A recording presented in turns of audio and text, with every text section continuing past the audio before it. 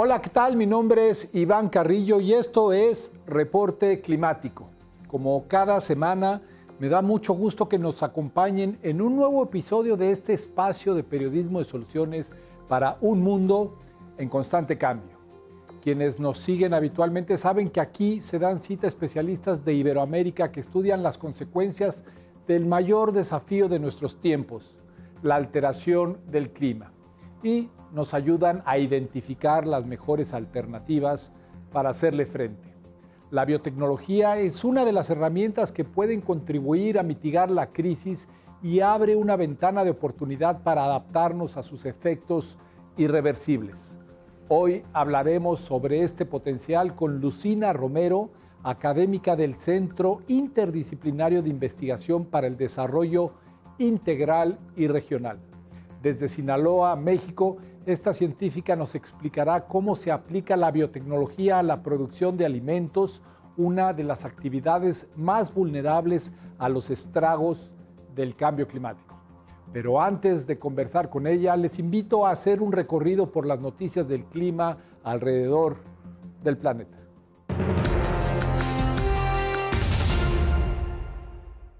El 80% de las emisiones de efecto invernadero que se liberaron entre los años 2016 y 2022 están vinculadas a un puñado de 57 compañías de petróleo, gas, carbón y cemento, reveló un estudio reciente de la plataforma Carbon Majors Database. El punto de partida del análisis coincide con la entrada en vigor del Acuerdo de París, que busca frenar el cambio climático, y demostró que durante ese lapso, los megaproductores contaminaron más que en el periodo previo, pese a la existencia del tratado. Aunque empresas privadas como ExxonMobil, Shell, British Petroleum, Chevron y Total Energies figuran en la lista de los mayores contribuyentes, la evidencia también señala un aumento en la aportación de las empresas estatales del sector asiático del carbón. De acuerdo con el medio The Guardian, esas expansiones continúan hasta la fecha y contradicen el llamado de la Agencia Internacional de Energía de no abrir nuevos yacimientos si se quiere mantener al planeta dentro de los límites seguros del calentamiento global.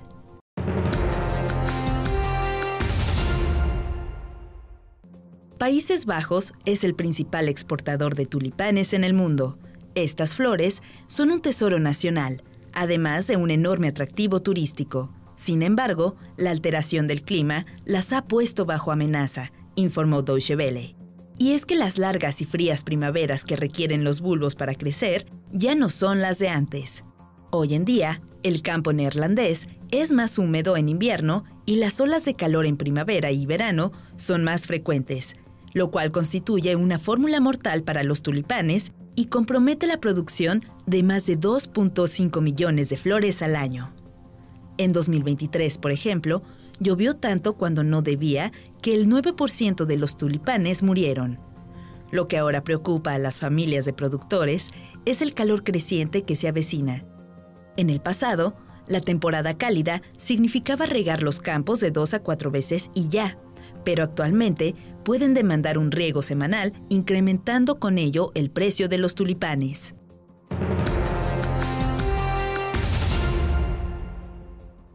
Un hombre de 73 años, llamado Billy Barr, lleva más de medio siglo midiendo cada invierno el espesor de la nieve fresca que cae en su jardín, en lo alto de las montañas rocosas de Colorado, en Estados Unidos.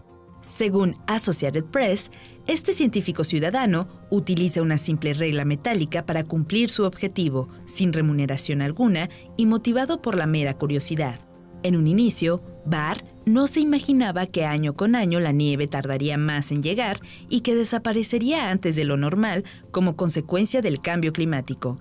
Lo que muestran sus datos es alarmante, pues la zona atraviesa una sequía y millones de personas dependen de que la nieve acumulada durante el invierno se derrita lentamente en primavera y verano para proporcionar un flujo constante de agua a las ciudades, los cultivos agrícolas y los ecosistemas. Billy Barr publica sus mediciones en un sitio web y estas han sido la base de numerosos artículos científicos, además de que han ayudado a calibrar herramientas aéreas de detección de nieve. En la actualidad, El sector agrícola genera entre el 19 y el 29% de los gases que calientan a la Tierra. Pero una agricultura inteligente con respecto al clima, que produzca más con menos, que tenga mayor resiliencia y contamine poco, es posible con la ayuda de la biotecnología. Aunque a menudo se le considera una aportación muy reciente, lo cierto es que la biotecnología ha acompañado a la humanidad desde hace miles de años. Lucina Romero nos cuenta en qué consiste esta disciplina. En general, la biotecnología la podemos considerar como una rama de las ciencias biológicas que se fundamenta o se basa en el uso natural o mediante aplicaciones tecnológicas de organismos vivos, de células o parte de estos en beneficio ya sea del hombre o de la naturaleza. Algunos ejemplos que yo podría citar del uso de la biotecnología puede ser la generación del vino, la cerveza, el pan, o también el yogur, en la que su producción lleva el uso de levaduras. También puede ser la generación de diversos medicamentos que se usan en el área farmacéutica. Los orígenes de la biotecnología se remontan al año 10.000 antes de la era común, cuando nuestros ancestros cazadores-recolectores comenzaron a domesticar plantas y animales.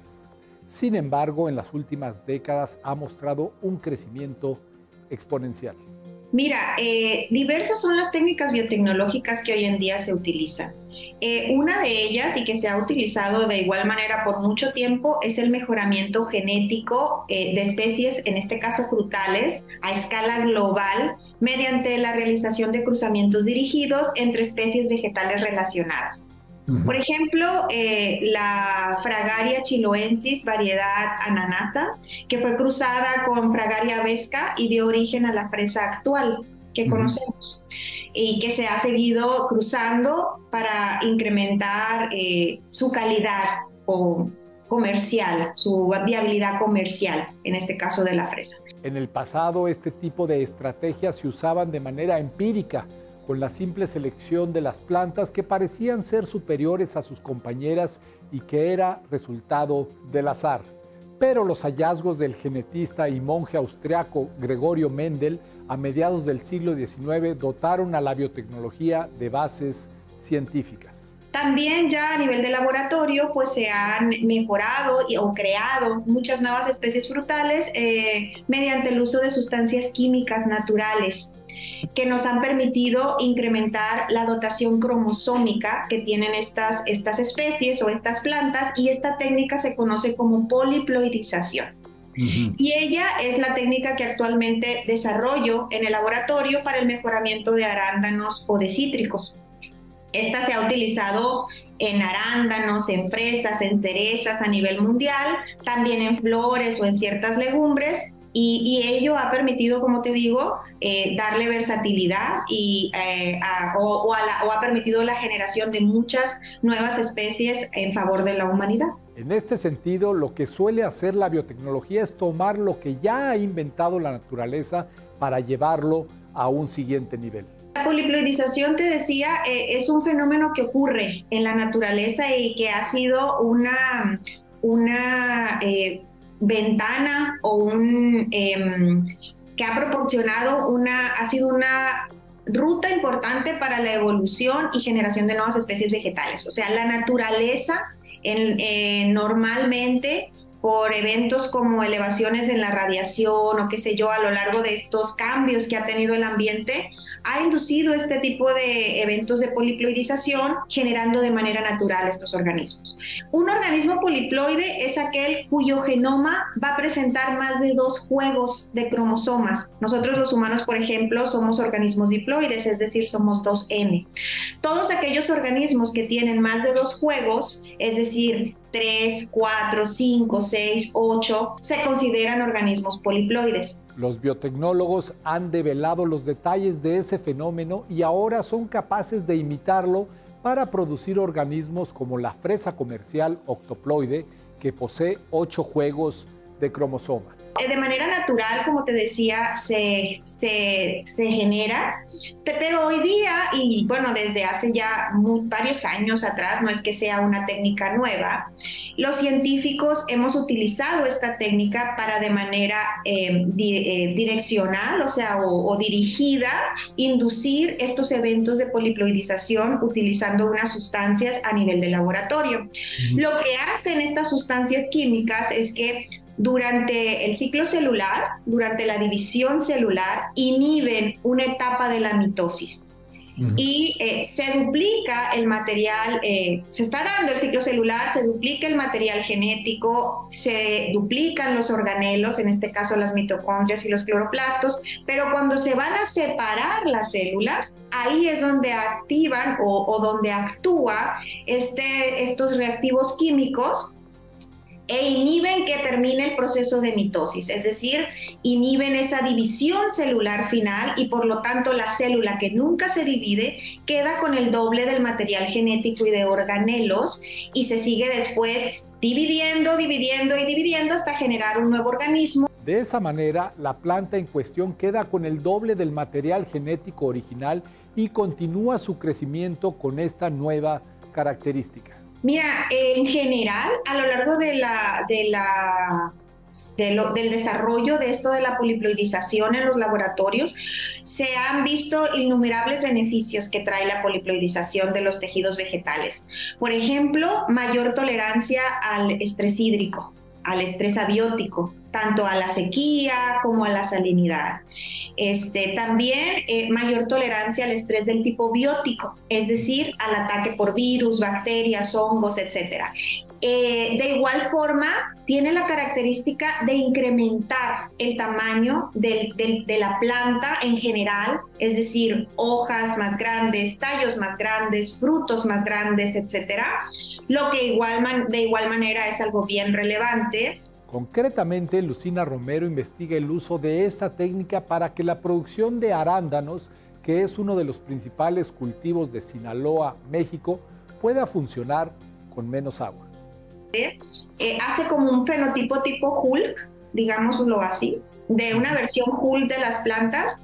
Y bueno, en general, muchísimos beneficios, por eso como te comentaba, yo imagino que por ello la naturaleza hace estos cambios genéticos y genera normalmente poliploides, puesto que todos esos beneficios permiten que ante el constante cambio climático que estamos teniendo, las especies vegetales de manera natural se adapten y logren seguir pues coexistiendo, ¿no?, en estos ambientes tan agresivos.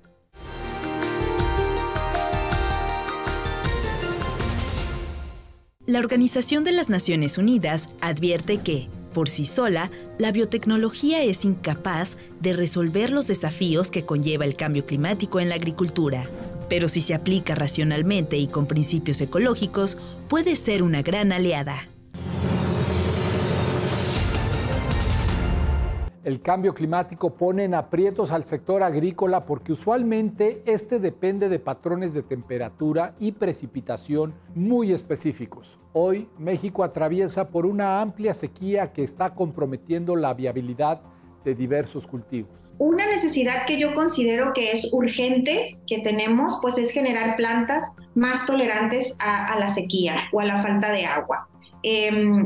Puesto que es uno de los cambios más evidentes que vamos a tener producto de este cambio climático que estamos viviendo. Y en ese sentido, particularmente dentro del, por ejemplo, mi línea de investigación, el generar cítricos o arándanos que logren ser más tolerantes a la sequía, es decir, que sean capaces de crecer y generar la misma producción de fruta que actualmente generan, pero utilizando una menor cantidad de agua, pues es de primera importancia frente a, como te decía, el cambio climático que estamos teniendo. Otro de los efectos de la alteración del clima tiene que ver con la productividad, pues en muchas regiones cada vez es más difícil obtener la misma cantidad de alimento por unidad de área y en un determinado tiempo. La poliploidización induce este incremento en el tamaño de los frutos es una de las características o de los efectos que tiene el hacer este incremento en la dotación genética y por ello, por ejemplo, en el arándano, el generar estos arándanos, estos frutos de arándano que sean más grandes por haberlos trabajado mediante estas herramientas biotecnológicas de poliploidización, pues también nos va a permitir generar mayor cantidad de alimento.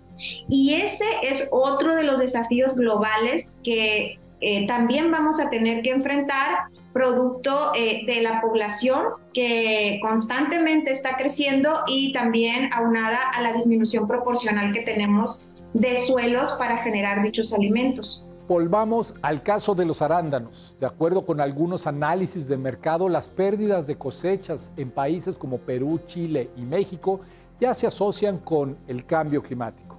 Lucina Romero describe cómo la biotecnología puede salir a su rescate. Cuando haces un evento de poliploidización, la tolerancia a la sequía se vincula a una disminución que tienen las plantas que se generan en su número de estomas. Los estomas son pequeñas bocas que están o que se circunscriben por lo general en la parte basal de las hojas de las plantas. Y a través de estas bocas es que la planta pierde aproximadamente el 95% del agua durante el día por este proceso de transpiración. Entonces, uno de los efectos que tiene la poliploidización o un organismo poliploide que se genera es que se disminuyen el número de estomas en su superficie. Y por consecuencia, o como es esperable, la cantidad de agua que se pierde por transpiración es menor. La apuesta de esta científica se respalda en estudios previos con otras especies de importancia alimentaria como el tomate, donde se han observado reducciones de hasta 30% en el agua que se necesita para el crecimiento de la planta y el desarrollo de los frutos. Tú dirías que a lo mejor entre un 20 o 30% es poco, pero si uno lo lleva a la cantidad de plantas que existen dentro de una hectárea y luego lo extrapola al número de hectáreas de cada uno de los cultivos, son pues muchísimos litros de agua que podríamos estar ahorrando. Entonces, nosotros ya tenemos las líneas poliploides de arándano, sabemos y deliberadamente o dirigidamente escogimos aquellas que tenían menor cantidad de estomas y estamos actualmente realizando con alumnos de posgrado los ensayos para hacer este tipo de cuánta menos agua requieren para mantenerse y generar el alimento. Por el momento, los arándanos con los que trabaja Lucina Romero solo existen en el laboratorio, pero podrían llegar al mercado en los próximos años. Ya tenemos todo el background, como te decía, genético, las líneas validadas a nivel genético, a nivel morfológico, a nivel histológico, a nivel bioquímico, que tienen más cuestiones de todo y sabemos que han duplicado su material genético y la literatura nos dice que vamos por muy buen camino en base a los resultados al contrastarlo con otras investigaciones en otros cultivos. Nosotros esperamos, no es tampoco hay que validar la fruta, ahora estamos en esa etapa de llevar los cultivos al campo, validar todas sus características en producción, en tolerancia a sequía y en tolerancia al estrés abiótico y eso, por lo que esperamos que en unos 5 años más o menos tener ya los resultados de todos estos análisis y pensar en una futura generación de patente de nueva variedad con sello mexicano. La técnica que utilizan ella y sus colaboradores tienen algunas desventajas. Por ejemplo, en ocasiones las plantas pueden crecer lentamente en sus etapas iniciales. Sin embargo, sus frutos son seguros para el consumo humano y no representan un riesgo para otras especies. Esta es una técnica que se considera como mejoramiento genético convencional.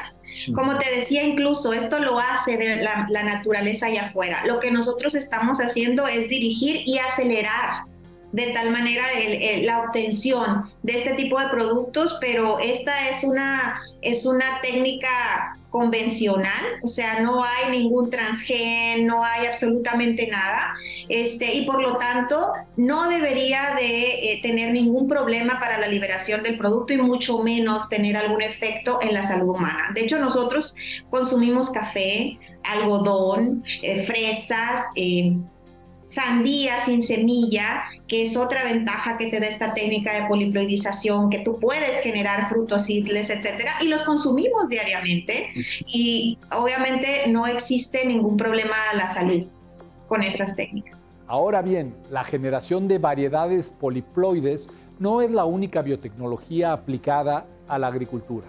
Hay una amplia gama de estrategias, algunas más desarrolladas que otras. Entonces, muchas son las bondades que herramientas como CRISPR, RNAs de interferencia, poliploidización, mejoramientos genéticos dirigidos, etcétera, todas estas herramientas biotecnológicas nos permiten generar productos o plantas, en este caso, más tolerantes a la sequía, al ataque por patógenos, mayor acumulación de metabolitos secundarios beneficiosos para la salud, como es el caso del arándano, etcétera. Y todo ello aunado, obviamente, a la biotecnología o al uso de las plantas, por ejemplo, en farmacología, para desarrollar medicamentos y combatir enfermedades o patologías. Todas esas herramientas biotecnológicas en el uso de las plantas, pues nos permiten seguir impactando beneficiosamente a la sociedad. Un aspecto que diferencia a todos estos instrumentos es su regulación y qué tan restringido está su uso en los distintos países. La línea de investigación tiene estas dos técnicas, tanto edición genética como poliploidización de especies vegetales.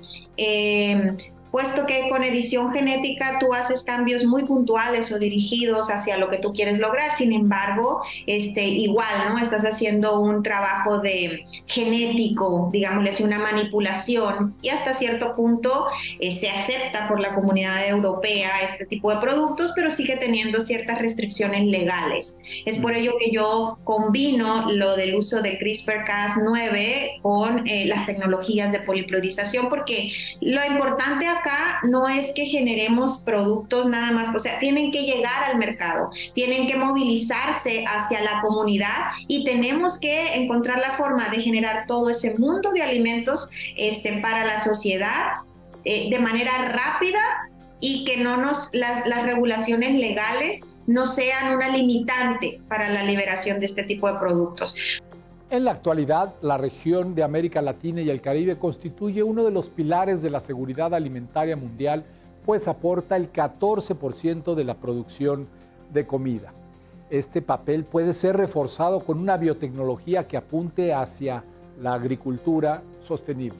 En pocos años más, vamos a ser en el mundo aproximadamente 10,000 millones de habitantes. Y vamos a tener que encontrar la forma o de desarrollar ese alimento, encontrar una forma para producir toda esa cantidad de alimento suficiente para alimentar a esa población que en definitiva va a seguir creciendo.